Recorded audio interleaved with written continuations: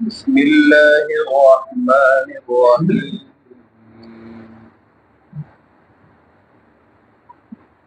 وإذ أخذنا ميثاق بني إسرائيل لا تعبدون إلا الله وبالوالدين إحسانا وذي القربى واليتامى والمساكين وقولوا للناس حسنا وأقيموا الصلاة وآتوا الزكاة ثم توليتم إلا قليلا منكم وأنتم معرضون. وإذ أخذنا ميثاقكم لا تسفكون دماءكم ولا تخرجون أنفسكم من دياركم ثم أقررتم وأنتم تشهدون. ثم أنتم هؤلاء تقتلون أنفسكم وتخرجون فريقا منكم من ديارهم تظاهرون عليهم بالإثم والعدوان وإن يأتوكم أسارى تفادوهم وهو محرم عليكم إخراجهم أفتؤمنون ببعض الكتاب وتكفرون ببعض فما جزاء من يفعل ذلك منكم إلا خزي في الحياة الدنيا ويوم القيامة يردون إلى أشد العذاب وما الله بغافل عما تعملون. أولئك الذين اشتروا الحياة الدنيا بالآخرة فلا يخفف عنهم العذاب ولا هم ينصرون.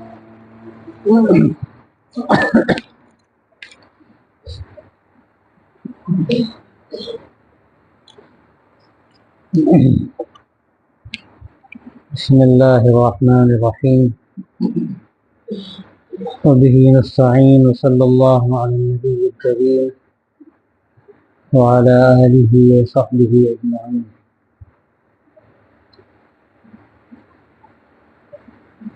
اب یہاں سے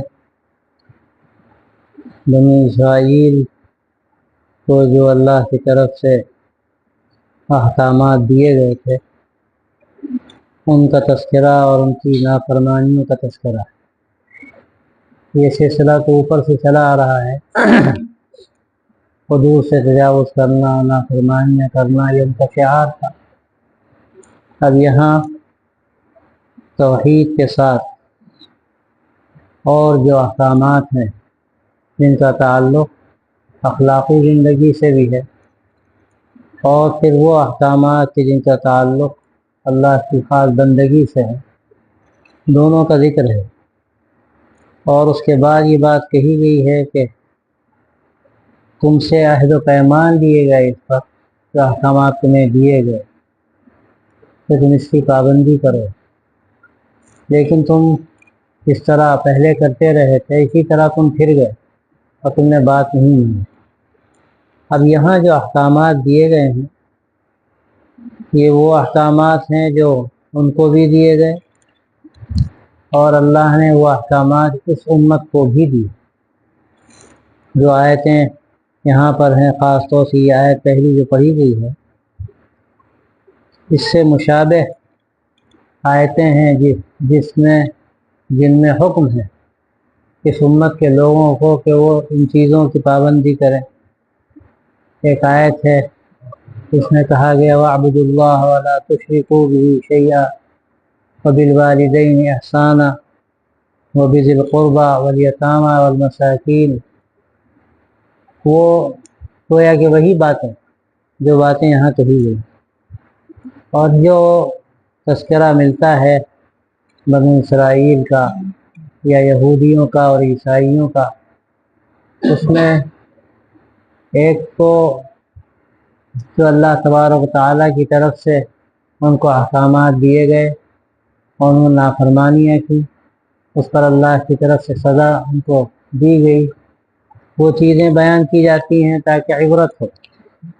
اور بھی بہت سے ایسے مشترک احکامات بھی ہیں کہ گویا کہ ان کے لیے ان کا تذکرہ ہوتا ہے، لیکن اس امت کے لوگوں کو بھی تلقین ہوتی ہے کہ وہ ان پر غور کریں اور اپنی زندگی کا جائزہ لیں۔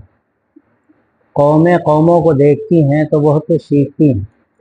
اللہ تعالیٰ نے گزشتہ قوموں کے جو واقعات بیان فرمائے ہیں اسی لیے بیان نہیں کیے کہ وہ ایک تاریخی حقائق ہیں، بلکہ اللہ تبارک و تعالیٰ نے اس لیے واقعات بیان فرمائے تاکہ ان کو سامنے رکھ کر آدمی خود اپنی زندگی کو دیکھے اور عبرت لے کہ اگر عمل کریں گے تو اس کا اللہ کے یہاں کیا بدلہ ملے گا اور دنیا میں اللہ کی طرف سے کیا نعمتیں ملیں گی، اور اگر اس کا انکار کریں گے اور حکم عدولی کریں گے تو اس کا نقصان کیا ہے۔ جو بنو اسرائیل کے ساتھ جو کچھ گزرا، جو کچھ ہوا، اس میں پورا نمونہ ہے اس امت کے لیے۔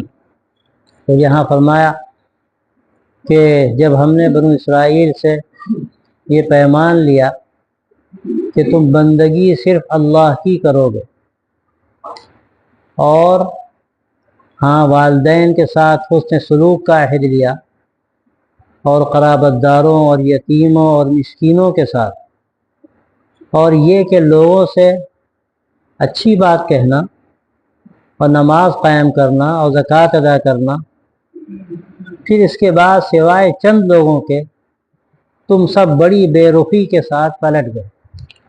تو یہ جو احکامات یہاں دیے گئے ہیں، اس میں ابتدا میں لا تعبدون الا اللہ، سب سے پہلے اللہ کی بندگی کا ذکر ہے۔ گویا کہ توحید کا تذکرہ سب سے پہلے ہے، جو کہ تمام چیزوں کی بنیاد ہے، عقائد کی بھی بنیاد ہے اور اعمال کی بھی بنیاد ہے۔ اللہ کی بندگی کرنا، اس کے سوا کسی کی عبادت نہ کرنا، یہ سب سے پہلا ان کو جو حکم ملا اور ان سے عہد لیا گیا وہ یہی تھا۔ عہد لیا گیا کے بارے میں وَإِذْ أَخَذْنَا مِيثَاقَ بَنِي اسرائیل کے الفاظ استعمال ہوئے ہیں۔ بعض لوگ کہتے ہیں اس کا مطلب یہی ہے کہ ان کو حکم دیا گیا، لیکن یہ تاکید کے لیے۔ ایک یہ ہے کہ آدمی کسی چیز کو کہہ دے، حکم دے دے، اور ایک یہ ہے کہ تاکیدی حکم ہو اور اس پر عہد لیا جائے کہ دیکھو یہ تمہیں حکم دیا جا رہا ہے اور تمہیں اس کی پابندی کرنی ہے، تم اس کا عہد کرو، اس کو مانو۔ تو یہ جو اذ اخذنا میثاق بنی اسرائیل میں میثاق کا جو ذکر ہے، وہ اس عہد کو پختہ کرنے کے لیے، یعنی اس حکم کو پختہ کرنے کے لیے ذکر کیا گیا کہ تم سے ہم نے عہد لیا۔ اب اس میں پہلی چیز ہے اللہ کی بندگی، یعنی صرف اللہ کی بندگی، اس کے ساتھ کسی کو شریک نہ کرنا، توحید پر پوری طرح سے قائم رہنا۔ لیکن ظاہر ہے کہ وہ مختلف جو زمانے گزرے ہیں ان کے، اس میں توحید پر قائم نہیں رہے، انہوں نے شرک کیا اور شرک کے سارے مظاہر انہوں نے تلاش کیا، اسی میں ان کو مزہ آتا تھا۔ حضرت موسیٰ علیہ السلام چلے گئے تو بچڑا انہوں نے بنا لیا اور بچڑے کو پوجنے لگے۔ اس کے علاوہ انہوں نے یہ کیا کہ نبیوں کو یا تو قتل کر دیا یا ان کو خدا بنا دیا۔ ایسا عدم توازن نظر آتا ہے کہ حیرت ہوتی ہے کہ کبھی کتنے نبیوں کو تو انہوں نے قتل کر دیا اور کتنے نبیوں کو انہوں نے خدا بنا دیا یا خدا کا بیٹا بنا دیا۔ تو یہ ان کے ہاں عدم توازن بھی تھا، اور شرک جو لگتا تھا ان کی گھٹی میں پڑا ہوا۔ یعنی حد ہے کہ جنہوں نے حضرت موسیٰ علیہ السلام کو مان لیا، حضرت ہارون موجود ہیں، اس کے بعد کوئی اور کسی طاقت والی چیز کو پوچھتا تو بھی کوئی بات تھی، بچڑے کو پوچھ رہے ہیں، وہ بچڑا بھی جو اپنے ہاتھ سے بنایا۔ بس ذرا سا ان میں خلاف عادت یا خارق عادت کوئی بات نظر آئی، وہ جھک گئے۔ دیکھا انہوں نے کہ وہ تو آواز نکال رہا ہے، سونے کا بچڑا بنایا گیا، تو یہ ایک بڑی شے ہے، یہ اس کے اندر ایک خاص اندر طاقت ہے اور یہ کچھ ہمارا کام بنا دے گا۔ جیسے ہمارے برادران وطن ہیں یہاں پر، کہ کوئی ذرا سا بھی نافع ہو یا کوئی ضار ہو، نقصان پہنچانے والا ہو، فوراً اس کے آگے سر جھکا دے. یہ نہیں سمجھتے کہ پیچھے کیا ہے، کرنے والی ذات کون ہے. یہ سب تو اسباب ہیں، آلات ہیں. میں نے کل پرسوں عرض کیا کہ چمچے سے آدمی کھانا کھاتا ہے، اب کوئی چمچے کا شکریہ ادا کرے کہ چمچے صاحب آپ نے بہت اچھا کھانا کھلایا، تو اس کی عقل کا ماتم کرنا چاہیے. چمچہ کھلا رہا ہے، یہ کون کھلا رہا ہے، اور پھر یہ کہ اور آگے جائیے کہاں سے آ رہا ہے، اور آگے جائیے کس نے پیدا کیا ہے. آدمی بالکل آخری حد پر پہنچ جائے اور ظاہری طور پر جو چیز کو اپنی آنکھوں سے نظر آ رہی ہے اسی کو سب کچھ سمجھ لے، تو اس کی یہ ناعاقبت اندیشی ہے، کم فہمی ہے، خر دماغی ہے، یا جو بھی کہا جائے اس کو. تو یہی صورتحال بنو اسرائیل کی تھی. اور عام طور سے جو قومیں مشرک ہوتی ہیں، شرک کرتی ہیں، شرک کے نتیجے میں دماغوں کو اللہ تبارک و تعالیٰ پلٹ دیتا ہے. ایسا پلٹ دیتا ہے کہ لگتا ہے کہ دماغ کام ہی نہیں کر رہے. بل ادارک علمہم فی الآخرہ، اللہ جو فرماتا ہے قرآن مجید کے اندر، بڑی تیز گاڑی چل رہی ہے، لگتا ہے کہ آسمان کی تاریں توڑ لائیں گے، لیکن آخرت کا جب تذکرہ ہوتا ہے تو لگتا ہے گاڑی ان کی بھسٹ ہو گئی. ان کی گاڑی چلتے چلتے بالکل پنکچر ہو گئی، پنکچر نہیں ہوگی، بھسٹ ہو گئی، اب وہیں پہ کھڑی ہو گئی، اب آگے نہیں جاتی. وجہ اس کی کیا ہے؟ شرک کے نتیجے میں ان کے دماغوں میں گویا کہ گوبر بھر گیا. اب وہ ایک رخ پر چلتا ہے، باقی کہیں کام ہی نہیں کرتا. تو یہ نتیجہ ہے اس کا کہ وہ شرک کرتے تھے، اور شرک کرتے کرتے پھر اتنی ان میں صفاحت پیدا ہو جاتی تھی کہ کوئی گبریلا کو پوج رہا ہے، کوئی کیڑے مکوڑوں کو پوج رہا ہے، کوئی سانپ اور بچھو کو پوج رہا ہے. یعنی حیرت ہوتی ہے کہ آدمی کہاں تک گرتا ہے اور کہاں تک جاتا ہے. زمانہ جاہلیت کے واقعات ہیں کہ وہ مٹھائی کا اپنا وہ بت بنا لیتے تھے کہ اس کو ہم پوجیں گے. بت بھی تقسیم تھے، فلاں کا بت فلاں ہے، فلاں کا فلاں ہے، تماشا تھا بس. اور جب راستے میں بھوک لگتی تھی تو کھا لیتے تھے، جب راستے میں بھوک لگتی تھی اسے کھا لیتے. تو آدمی جب گرتا ہے اور عقل کام نہیں کرتی تو اللہ تبارک و تعالیٰ حفاظت فرمائے، اسفل سافلین میں جا کے پہنچتا ہے، بالکل تحت الصلاۃ میں پہنچ جاتا. سب سے پہلی چیز ہے لا تعبدون الا اللہ، اللہ کی بندگی کرو گے، کسی دوسرے کو نہیں پوجو گے. یہ سب سے پہلا ان سے عہد لیا گیا توحید کا، لیکن مختلف زمانوں میں اس کے خلاف کرتے رہے. پھر فرمایا وبالوالدین احسانا. اب عجیب بات ہے کہ اللہ تبارک و تعالیٰ کا جو حکم کا جو وہ تھا، حق تھا، اللہ تبارک و تعالیٰ کے حق کے بعد سب سے پہلے جو ذکر آیا وہ والدین کا ہے. گویا کہ توحید کے بعد اللہ تبارک و تعالیٰ نے اب جو ذکر آگے فرمایا، والدین کے ساتھ حسن سلوک، اور اس کے علاوہ جو احکامات ایسے ہیں کہ جن کا تعلق آدمی کی اجتماعی زندگی اور اخلاقی زندگی سے ہے، ان کا تذکرہ پہلے. نماز اور روزے اور زکوٰۃ کا ذکر بعد میں.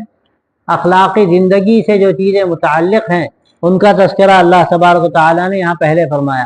اور ان میں بھی سب سے پہلے مرحلے پر جو ذکر کی وہ بالوالدین احسانا، اپنے والدین کے ساتھ سلوک کرو. اور یہ تو قرآن مجید میں متعدد جگہ ہے، ان اشکر لی ولی والدی الی المصیر، میرا احسان مانو اور اپنے والدین کا احسان مانو.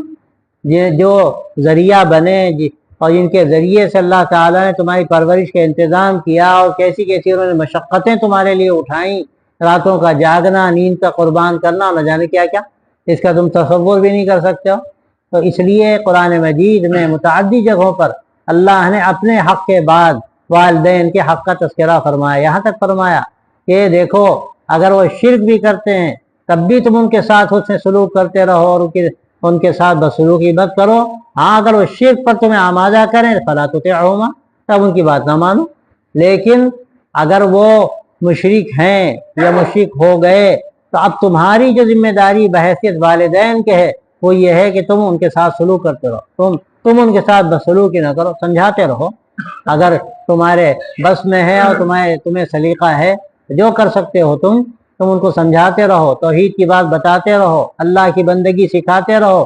لیکن اس میں تم سختی نہ کرو، اس میں تم سخت زبان استعمال نہ کرو. تو یہ حکم ہے کہ ان کی آواز کے اوپر اپنی آواز کو نہ کرو، آواز سے نہ پکارو، ہلکی آواز سے پکارو. اور کتنے احکامات قرآن مجید میں دیے گئے ہیں والدین کے. اور ظاہر سی بات ہے کہ والدین نے جس طرح سے مشقتیں اٹھائیں ان میں بھی خاص طور سے ماں کا جو حق ہے، اسی لیے حدیث میں آتا بھی ہے کہ آپ سے پوچھا گیا پہلا حق کس کا ہے تو آپ نے فرمایا ماں کا. پھر پوچھا فرمایا ماں کا، پھر پوچھا فرمایا ماں کا، پھر پوچھا تو فرمایا باپ کا۔ وہ 3 درجے ماں کے ہیں، اس کے بعد درجہ باپ کا ہے۔ اور ظاہر سی بات ہے کہ ماں جو مشقتیں اٹھاتی ہے حمل سے لے کر وضع حمل، اور اس کے بعد رضاعت، اور اس کے بعد سارے مراحل، راتوں کا رونا، بیماریاں اور اس کا بے چین ہونا، اور اپنے آپ کو گویا کہ ستی کر دینا اپنی اولاد کے آگے، ایسی چیزیں ہمارے سامنے ہیں کہ اس کا کون بدل دے سکتا۔ آدمی حدیث میں بعض جگہ آتا ہے کہ اگر وہ ان کو دیکھے کہ غلام ہیں اور وہ خرید کر آزاد کر دے تو شاید کچھ بدل ہو جائے، حالانکہ وہ بھی کیا بدل ہے، پوری طرح اس کو بھی بدل کہنا مشکل ہے۔ ہاں کچھ بدل ہو سکتا ہے کہ غلامی میں تھے، گویا کہ تم نے ان کو ایک نئی زندگی دی، لیکن اپنے کو دیکھو، تم تو دنیا میں تھے ہی نہیں، اللہ نے ان کو تمہارے وجود کا ذریعہ بنایا، اور پھر آگے تمہاری زندگی اور تربیت و پرداخت کے لیے اللہ نے ان کو توفیق دی، اور اللہ کا کرم ہی تو ہے۔ اللہ نے ماں کے اندر محبت ڈال دی۔ اگر ماں کے اندر بے اولاد کی محبت نہ ہوتی تو بعض مراحل ایسے آتے ہیں اور لڑکے اتنا ستاتے ہیں کہ ماں اٹھا کے پھینک دیتی کوڑے میں، یہ تو مصیبت کر رہا ہے، دوسرے کے بیٹے کے ساتھ آدمی ایسا کر کے دیکھے۔ لیکن اولاد کی محبت اللہ نے اسی لیے ڈالی تاکہ تربیت آسان ہو، اور ماں باپ کے لیے محبت کے ساتھ ان کی پرورش کرنا اور ان کو آگے بڑھانا یہ آسان ہو، اور اس میں کوئی دشواری ہو زیادہ محسوس نہ کرے۔ ماں سب کچھ مشقت اٹھاتی ہے، کبھی شکایت نہیں کرتی، بلکہ خوشی خوشی کرتی ہے۔ تو یہ جو کر رہا ہے تمہاری کیا ذمہ داری ہے؟ اب کیا اس دنیا میں کیا ہو رہا ہے؟ یہ خالص یورپ کا کلچر ہے کہ اب ماں باپ کا کوئی حق سمجھا نہیں جاتا، ماں باپ کا کوئی حق سمجھا نہیں جاتا۔ لڑکا بڑا ہو گیا، کمانے کے قابل ہو گیا، ماں باپ کو ایک لات ماری، تم جاؤ اپنے گھر رہو، اور ہم جاتے ہیں یورپ امریکہ، اور وہاں کمائیں گے اور کھائیں گے، وہیں شادی کر لیں گے، ابھی کبھی موقع ہوا تو آئیں گے اور نہیں ہوا تو نہیں آئیں گے۔ یہ جو یورپ کا کلچر ہے اور وہاں کا جو نظام تعلیم ہے، اس نے ایسا کرپٹ کیا ہے سماج کو کہ بالکل انسانیت نام کی کوئی چیز باقی ہی نہیں رہی، ایسی صورتحال پیدا ہو گئی۔ حالانکہ ہمیں حکم ہے، اور یہ صرف اسلام جو آج موجود ہے، اللہ کے نبی صلی اللہ علیہ وسلم کی لائی ہوئی شریعت جو ہمارے سامنے ہے، یہ صرف اسلام ہی کا حکم نہیں ہے، بلکہ اگر آپ جتنے مذاہب آسمانی گزرے ہیں ان کو دیکھیے، ہر جگہ یہ کہا گیا کہ ماں باپ کے ساتھ سلوک کرو۔ آپ تورات پڑھ لیجئے، آپ دوسری کتابیں موجود ہیں وہ پڑھ لیجئے، ہر کتاب کے اندر حکم ہے کہ ماں باپ کے ساتھ سلوک کرو۔ لیکن یہ نیا جو کلچر ہے یہ بالکل وہ ہے ایسا، اس میں انسانیت 100 چیزیں اختیار کر لی گئی ہیں، خود غرضی کی انتہا پر انسان پہنچ گیا ہے کہ حیرت ہوتی ہے کہ آدمی کیسے اس کو گوارا کرتا ہے، اور یہ سکھایا جاتا ہے۔ اور عجیب بات یہ ہے، اس کا نتیجہ بھی یہ پیدا ہو رہا ہے کہ بالکل غیر طبعی چیزیں آدمی اختیار کر رہا ہے، غیر طبعی چیزیں، کہ اب ماں باپ کو بھی اولاد سے جو تعلق ہوا کرتا تھا، اب نظر یہ آتا ہے کہ ماں باپ کو بھی وہ تعلق نہیں ہوتا، اور نظام بالکل کرپٹ ہو کر رہ گیا۔ آپ جائیے یورپ جائیے، امریکہ جائیے، تو آپ کو حیرت ہوگی کہ لوگ شادی کرنا نہیں چاہتے، اس لیے کہ وہ جانتے ہیں کہ اس کے بعد کیا کیا مسائل ان کے سامنے آئیں گے۔ اور مسائل کیوں سامنے آئیں گے؟ نظام خود انہوں نے بگاڑا، اور ظاہر جب نظام بگاڑا تو مسائل تو سامنے آئیں گے۔ وہاں جو قانون ہے وہ قانون ہی ایسا ہے کہ لڑکا ذرا سا بڑا ہو گیا، اب ماں باپ پر یہ پابندی ہے کہ اولاد پہ سختی نہیں کر سکتے، اولاد جو چاہے کرے، اور اگر آپ نے کوئی سختی کی ذرا سی بھی اور اس نے فون کر دیا، اور یہ سب کے بعد نمبرات ہوتے ہیں، پولیس آئے گی اور آپ ہی کو اٹھا لے جائے گی، اولاد کی بات سنی جائے گی۔ چار میں مارا، آپ کو کیا حق ہوتا ہے مارنے کا؟ آپ کون ہوتے ہیں؟ تو یہ تربیت کا جو نظام ہے بالکل کرپٹ ہو گیا، اور جب تربیت کا نظام کرپٹ ہو گیا تو ظاہر ہے جو نسل تیار ہو رہی ہے وہ جانوروں کی نسل ہے، انسانوں کی نسل کہنا ہی مشکل ہے۔ وہ ماں باپ کو اجنبی نگاہوں سے دیکھتے ہیں، اس لیے کہ ماں باپ کا بھی رخ اب یہ ہو گیا کہ لڑکے ذرا بڑے ہوئے کہتے ہیں اب جاؤ کماؤ کھاؤ، ہم سے کوئی مطلب نہیں، تم جانو تمہارا کام جانے، اور ابتدائی سے لگا دیتے ہیں کام کاج پر کہ اتنا خرچ ہو رہا ہے تمہاری پڑھائی پہ، ہم کہاں سے لائیں، تم خود کماؤ اور اپنے پڑھائی پہ خرچ کرو۔ یعنی جو ایک رشتہ ہوتا ہے، لگتا ہے کہ اس رشتے میں ہی دراڑیں پڑ گئی۔ اب وہی ہندوستان میں ہو رہا ہے، مشرقی قومیں یہ چیزیں نہیں تھیں، لیکن اب یہاں بھی وہ چیزیں آ گئیں۔ باپ بوڑھا ہو گیا، ماں بوڑھی ہو گئی، اولڈ ایج ہوم میں لے جا کے ڈال دیا جی، وہاں جا کے مرو جیو۔ ہم تو دیکھتے ہیں پیام انسانیت کے لوگ جاتے ہیں اولڈ ایج ہوم میں تو یہی کہتے ہیں ہمارے پاس بہت پیسہ ہے۔ بار بار دیکھا گیا بڑے جج ہیں ریٹائر ہو گئے اور پھر اولڈ ایج ہوم میں پڑے ہوئے ہیں، ان کی اولاد ان کو دیکھنے کے لیے بھی تیار نہیں، روادار نہیں۔ تو یہ جو صورتحال ہے، اور ان کو کیا ہے, ان کو تو محبت کی بھوک ہوتی ہے, ان کے پاس پیسوں کی کمی نہیں ہوتی. ہمارے جو نوجوان جاتے ہیں اکثر یہ ہوتا ہے, ان سے ہی کہتے ہیں کہ تم تو میٹھے بول بول دو, محبت کی نگاہ ڈال دو, یہاں ہم سے اچھی بات کر لو, آ کر یہاں بیٹھ کر, ہمیں کوئی تمہاری مدد نہیں چاہیے, ہم تو اس کے بھوکے ہیں. کہ حالت یہ ہوتی ہے کہ جب ہمارے تہوار آتے ہیں تو کارڈ آ جاتا ہے بیٹے کی طرف سے کہ بھائی فلاں تہوار مبارک, بس اس کے بعد ختم. ان کو یہ بھی توفیق نہیں ہوتی کہ آ کر مبارکباد دے دے. اور یہاں تک ہوا, وہ مسلمانوں میں ہوا کہ انتقال ہو گیا تو بیٹا لکھتا ہے, کہتا ہے فون پر, جب خبر دی گئی کہ تمہارے باپ کا انتقال ہو گیا یا ماں کا انتقال, تو کہتا ہے کہ ہاں ٹھیک ہے, ہم پیسے بھیج دیتے ہیں, آپ تجہیز و تکفین کا انتظام کر لیجیے. یعنی اس کو یہ بھی توفیق نہیں ہوتی کہ وہ آ کر دیکھ لے. تو یہ سارا جو نظام ترک ہوا ہے, وہ شروع سے جو نظام بگاڑا گیا, اس کے نتیجے میں یہ صورتحال پیدا ہوئی. اسلام ہمیں سکھاتا ہے, اور اللہ تبارک و تعالیٰ نے جتنی آسمانی کتابیں اتری ہیں ان کتابوں میں یہ حقائق اس وقت کے انسانوں کو بتائے اور ان کو اس کا مکلف کیا جو انسانی معاشرے کے لیے بنیادیں ہیں اور اس کو بہتر بنانے کی ضرورتیں ہیں, اس کے اصول بتائے گئے. ایک اس میں اہم ترین اصول یہ ہے کہ آدمی ماں باپ کے ساتھ اچھا سلوک کرے. اگر ماں باپ کے ساتھ اچھا سلوک نہیں کر سکتا کہ وہ کس کے ساتھ اچھا سلوک کرے گا؟ تو اسی پہلا مرحلہ یہی, وبالوالدین احسانا. سب سے پہلے کام ہے توحید, اللہ کو ایک مانو, ایک اللہ کی بندگی کرو, اور پھر اس کے بعد اپنے والدین کے ساتھ احسان کرو, حسن سلوک کرو, اچھا معاملہ کرو. اور پھر آگے فرمایا وذی القربی والیتامی والمساکین. یہ اور بھی جو مستحق ہیں, صرف والدین نہیں, والدین کا تو سب سے پہلا ہے. پھر درجہ بدرجہ جو تمہارے رشتہ دار ہیں ان کے ساتھ بھی تم اچھا سلوک کرو. تمہارے بھائی ہیں, تمہارے چچا ہیں, اور تمہارے محارم ہیں, پھوپھیاں اور خالائیں ہیں, اور پھر ان کی اولادیں ہیں. یہ درجہ بدرجہ اللہ تبارک و تعالیٰ نے حق رکھا ہے رشتہ داروں کا. اور صلہ رحمی کے بارے میں تو اس قدر تاکید حدیثوں میں آتی ہے کہ اگر کوئی قطع رحمی کرتا ہے, حدیث میں آتا ہے کہ اللہ تعالیٰ اس کو قیامت میں کاٹ کے رکھ دے. جو یہاں رشتوں کو کاٹے گا, کل قیامت میں اللہ تبارک و تعالیٰ اس کو کاٹ دے گا. اور حدیث میں آتا ہے کہ صلہ رحمی یا جو ہے عرش الہی, یہ رحم جو ہے یعنی رشتہ, یہ عرش کے پائے کو پکڑے کھڑا ہے اور فریاد کرتا ہے, اور اللہ کہتا ہے جو تم کو جوڑے گا ہم اس کو جوڑیں گے, جو تم کو توڑے گا ہم اس کو توڑیں گے. ایسے ہی بہت ساری روایتیں ایسی ہیں, کھل کے یہ بات کہی گئی. اور آج اس زمانے میں جو اس سماج کا بگاڑ ہے اور اس نئی تہذیب کی جو گندی چیزیں اس وقت پھیل رہی ہیں تیزی کے ساتھ, ان میں یہ بھی ہے کہ رشتہ داروں کے ساتھ سب سے زیادہ بدسلوکی ہوتی ہے. یعنی حیرت یہ بات مرتبہ کہ غیروں کے ساتھ اچھا برتاؤ کیا جاتا لیکن رشتہ داروں کے ساتھ نہیں. بھتیجا ہے, چچا ہے, کیوں؟ جائیداد کا جھگڑا. جائیداد کا جھگڑا سب سے زیادہ جھگڑا ہوتا ہے چچا بھتیجے سے, اور اس کے علاوہ جو اور قریبی اعزہ ہیں جن کا حق وراثت پہ بنتا ہے ان سے جھگڑا ہوتا ہے. کیوں جھگڑا ہوتا ہے؟ اس لیے کہ وراثت میں جو شریعت کا حکم ہے اس حکم پر نہیں چلتے, منمانی کرتے ہیں, جتنا جس کا جی چاہا اس نے رکھ لیا. اب ظاہر جھگڑا کھڑا ہوا, چچا جو ہے موجود ہے, چچا داد بھائی موجود ہے, بھتیجا موجود ہے, اور تمہارے دادا کی جائیداد ہے, اس میں سب کا حق ہے, تمہیں پوری طرح قوت ہے اور قدرت ہے, اب تم نے ہڑپ کر لیا, اور جو جس کا حق ہے وہ حق تم نہیں دیتے, تو کیا دشمنی پیدا نہیں ہوگی؟ ظاہر ہے اس کے نتیجے میں دشمنی پیدا ہوتی ہے, اور وہ پھر قتل اور اس سے آگے نہ جانے کیا کیا حرکتیں پیدا ہو جاتی ہیں, وہ ساری چیزیں اس کے نتیجے میں وجود میں آتی ہیں. تو اس لیے یہ جو اللہ تبارک و تعالیٰ کا حکم ہے کہ رشتہ داروں کے ساتھ بھی سلوک کرو, یہ رشتہ داروں کے ساتھ جو سلوک ہے یہ بھی صحیح ہوگا کہ ہم شریعت پر عمل کریں گے, یا وراثت کی صحیح تقسیم کریں گے, اور پھر ان کا حق پہچانیں گے, جو جس کا حق ہے وہ دیں گے. عجیب بات ہے کہ لوگ زکوٰۃ دیتے ہیں اور لمبی لمبی زکوٰۃ دیتے ہیں, اللہ کا فضل کے دیتے ہیں, ورنہ زکوٰۃ بھی نہیں دیتے. بہرحال جو دیتے ہیں ان کے بارے میں دیکھا گیا کہ بھائی ان کا مفلوق الحال, بھتیجا ان کا مفلوق الحال, چچا اور ماموں مفلوق الحال, ساری دنیا میں زکوٰۃ بانٹ رہے ہیں, لیکن اپنے چچا کو, اپنے بھتیجے کو, اپنے ماموں کو زکوٰۃ نہیں دیتے.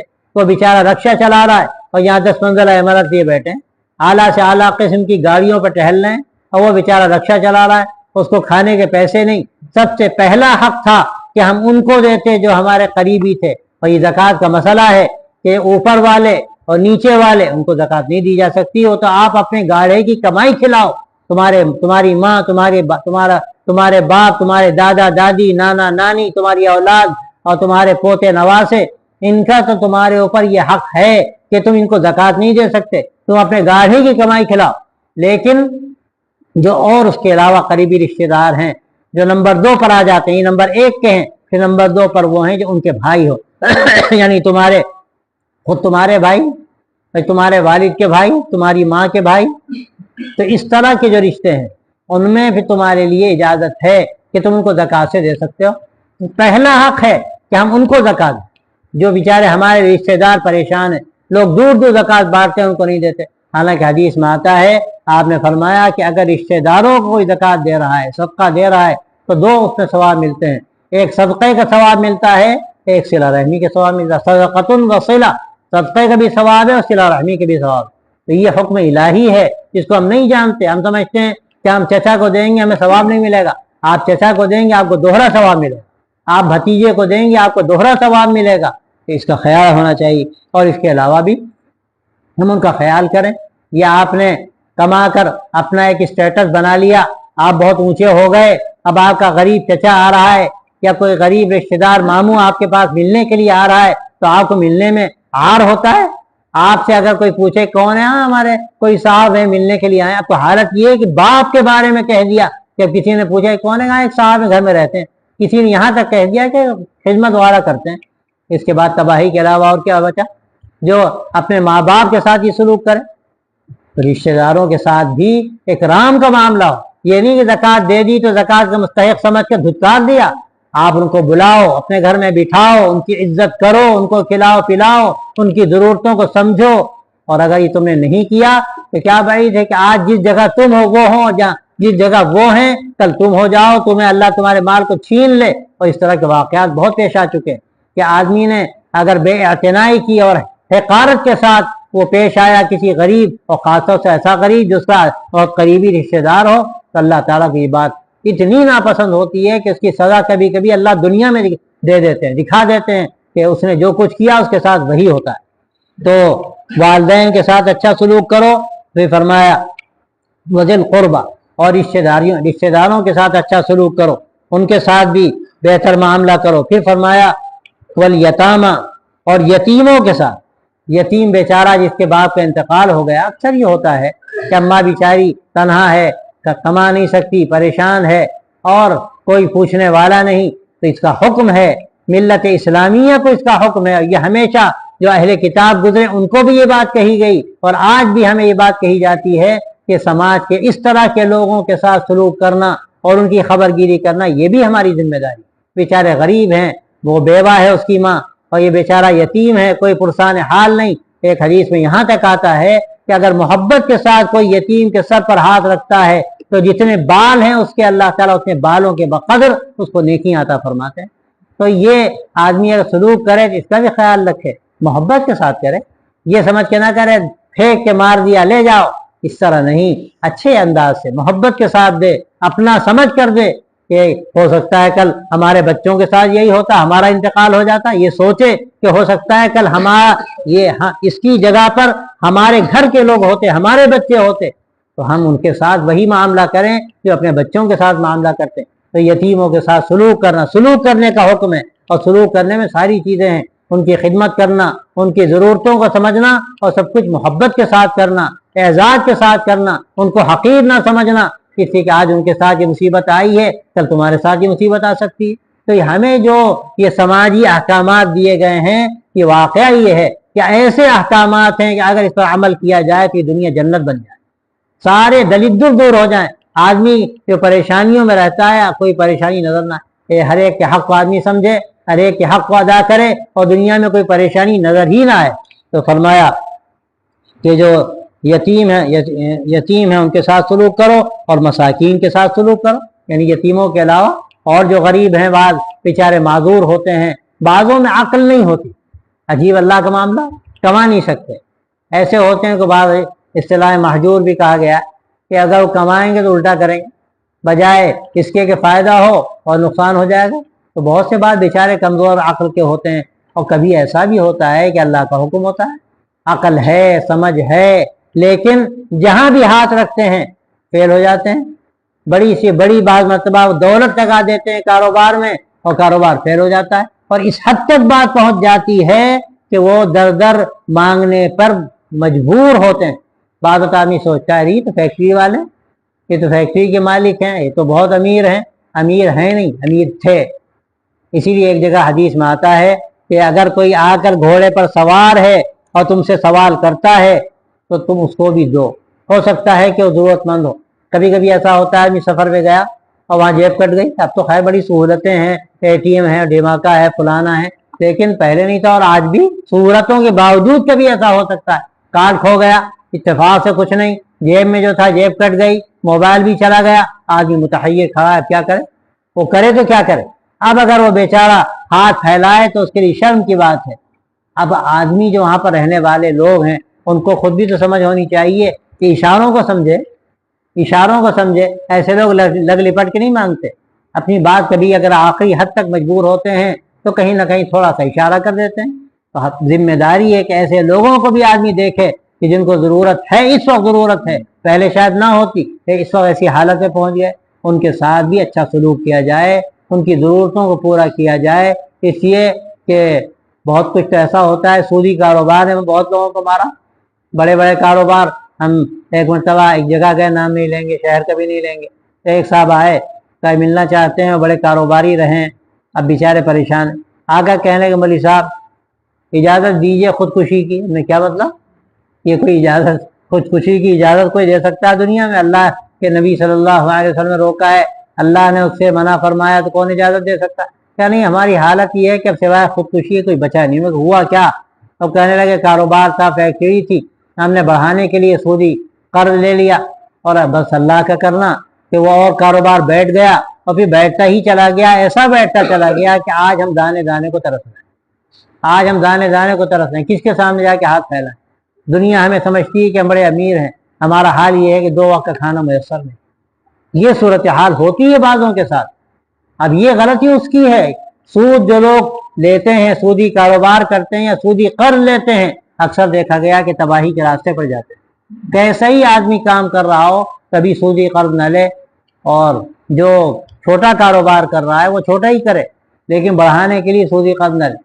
से कभी ऐसी बेबरकती होती है कि आदमी हलाकत और तबाही तक पहुंच जाता है। लेकिन अगर कभी किसी के साथ ऐसा हो जाए तो उम्मत की क्या जिम्मेदारी कि भाई उसका थोड़ा सा ख्याल करो, उसकी थोड़ी सा मिलजुल के मदद कर दो, उसका मसला हल हो जाए। ये अल्लाह ने इस उम्मत को इज्तिमाई उम्मत बनाया। गुज़श्ता कौमों को हुक्म दिया गया, उनमें कुछ हुदूद थे, उनके लिए भी अहकामात थे, लेकिन मैं तफसील इसलिए बयान कर रहा हूँ कि ये तफसीलात उनके लिए नहीं थी, लेकिन हमारे लिए ये सारी तफसीलात। हमें हर एक की फिक्र करनी, हर एक के तकाज़ों को समझना, और जो अल्लाह तबारक व तआला ने हमारे लिए इम्कानात रखे हैं मदद करने के, उस हद तक हमें उनकी मदद भी करनी। तो जो कमज़ोर हैं बेचारे, मसाकीन हैं, उनकी भी मदद करो। और इसके बाद फरमाया वक़ूलू लिन्नासि हुस्ना। ये सारे अखलाकी अहकाम चल रहे हैं। वक़ूलू लिन्नासि हुस्ना, देखो एक चीज़ और है, उसका ख्याल करो कि लोगों से अच्छे अंदाज से बात किया करो, लोगों से भली बात किया करो, तरीक़ा भी अच्छा हो और बात भी अच्छी हो, बात भी अच्छी हो, तरीक़ा भी अच्छा हो। बाद लोगों का अजीब हाल होता है कि लगता है बात फेंक के मार रहे हैं, बात नहीं कर रहे हैं, फेंक के मार रहे हैं। ये तरीक़ा गैर मसनून है और ये तरीक़ा गैर शरई है। बात कहते हैं हमारा लहजा यही है, हमें आदत पड़ गई। अरे तुम्हें गंदी चीज़ की आदत पड़ गई तो क्या वो गंदगी खाते रहोगे?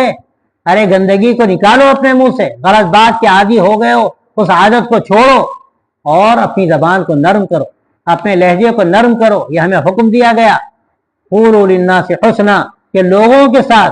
और यहाँ ये गौर करने की चीज़ है कि इसमें ये कोई तफरीक नहीं है किसी दीन और मजहब की, बल्कि ये कहा जा रहा है इंसानों के साथ। जो इंसान है वो किसी मजहब का है, वो कहीं का रहने वाला है, हमारी क्या जिम्मेदारी? हम उसके साथ मीठा बोलें, अच्छी बात करें, अच्छे अंदाज से बात करें। ये नहीं कि हम उसकी खोपड़ी फोड़ दें, ऐसी बात करें सर तोड़ और दिमाग फोड़ कि आदमी जब उसको सुने तो बस उसका दिमाग सनसनाने लगे। कि क्या तरीका है बात करने का? कि वो अच्छा जवाब देना भी हो तो वहां से भी रद्द अमल पैदा हो जाए, और फिर कहाँ से झगड़े खड़े होते हैं? झगड़े यहीं से तो खड़े होते हैं। जबान ऐसी खतरनाक चीज है कि अगर ये जबान सही चले तो आदमी आसमान की बुलंदियों तक जाता है, और गलत चले तो तहतुस्सरा में जाता है। हदीस में आता है कि बाज़ मर्तबा आदमी जबान से ऐसी बात कहता है कि उसको आसमान की बुलंदियों तक ले जाती, اور بعض مرتبہ ایسی بات کہتا ہے کہ اس کو تحت الثری میں پہنچا دیتی. اب اس میں آدمی غور کرے، زبان کی نیکیاں اور زبان کی بدیاں، یہ پورا ایک مضمون ایسا ہے کہ اگر اس پر بات کی جائے تو صبح سے شام ہو جائے. آدمی غیبت کرتا ہے، چغلی کرتا ہے، بدگوئی کرتا ہے، بد کلامی کرتا ہے، سخت کلامی کرتا ہے، یہ ساری چیزیں ناپسندیدہ ہیں. اور دوسری طرف میٹھا بول بولتا ہے، سچائی کی بات کہتا ہے، امانت داری کی بات کہتا ہے، وہ لوگوں کے ساتھ خیر خواہی کی بات کہتا ہے، مشورہ دیتا ہے تو پوری امانت داری کے ساتھ اچھے انداز سے مشورہ دیتا ہے. یہ چیزیں ایسی ہیں جو قرب الہی کا ذریعہ ہیں. اب یہ چیزیں اگر سماج میں پیدا ہو جائیں تو کیا سماج میں کوئی بگاڑ نظر آئے گا؟ سماج کا بگاڑ تو زبان کے بگاڑ سے ہے.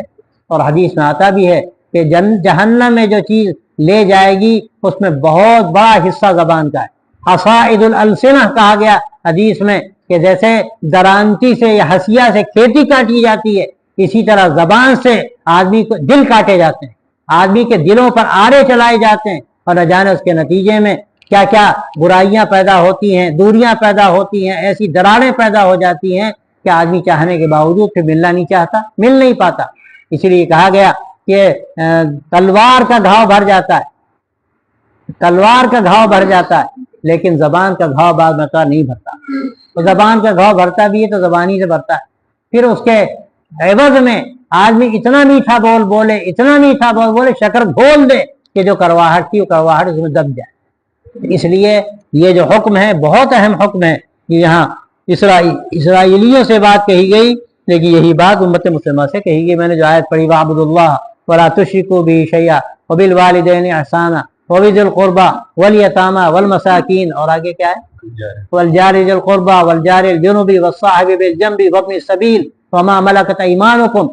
یہ ساری باتیں وہاں بھی کہی گئی ہیں. اس امت کو بھی یہی احکامات دیے گئے جو احکامات یہاں اسرائیلی قوم کو دیے جا رہے ہیں. تو اس سے ہمیں یہاں سبق لینے کی ضرورت ہے. ان کا تذکرہ ہو رہا ہے اور ہم سے گویا کہ خطاب یہاں پر کیا جا رہا ہے. قرآن مجید تو ہمارے لیے نازل ہوا ہے، ہم کو ہی گویا کہ کہا جا رہا ہے کہ تمہیں اپنے بارے میں بھی جائزہ لینے کی ضرورت ہے.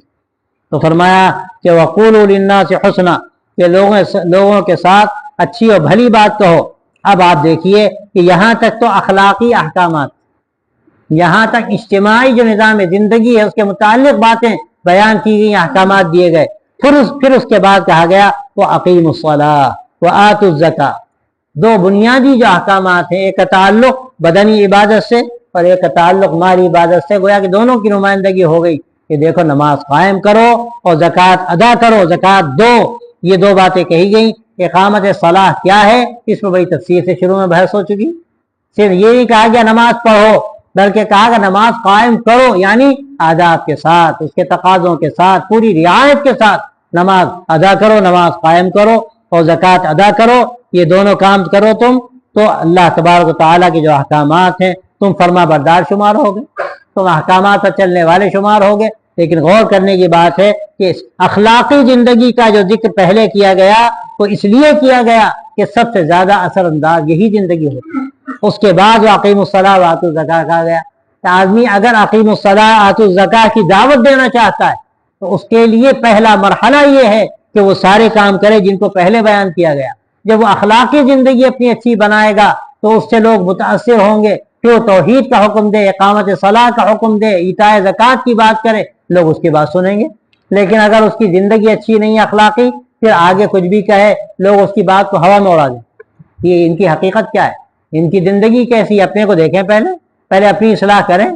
ہر ایک سے لڑنا جھگڑنا، زبان قابو میں نہیں اور امانت داری مزاج میں نہیں، مار ہڑپ کر لیا، کسی کو تکلیف پہنچائی، یہ اگر خدا نخواستہ مزاج میں ہے تو پھر ہماری کوئی بھی بات مؤثر نہیں ہو سکتی. تو اس لیے بظاہر یہ لگتا ہے پہلے اخلاقی زندگی کا ہمیں حکم دیا گیا، اس کے بعد جو احکامات ہیں ان کا تعلق صاف اللہ کی بندگی سے.